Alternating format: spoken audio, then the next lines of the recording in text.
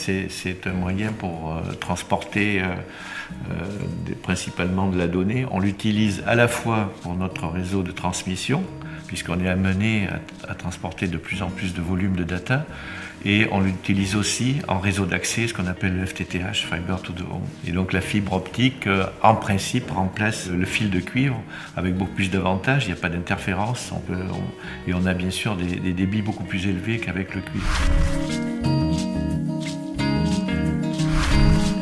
Aujourd'hui, c'est beaucoup d'applications vidéo, et donc la vidéo est très gourmande en termes de consommation data. Donc aujourd'hui, il faut se doter des moyens de transport qui correspondent aux usages des clients. Seule la fibre permet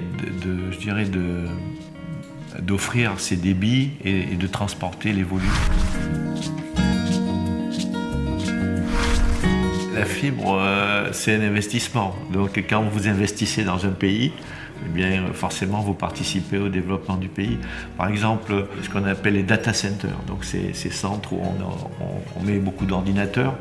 Si vous ne raccordez pas en fibre un pays, vous n'avez aucune chance qu'il y ait des data centers qui s'installent. Si on veut faire que dans un pays, justement, cette industrie sur les data centers se développe, eh bien, il va falloir effectivement fibrer. Il n'y a pas d'autre alternative. Je ne pense pas qu'aujourd'hui, un pays puisse se développer sans développer le très haut débit et donc sans développer la fibre.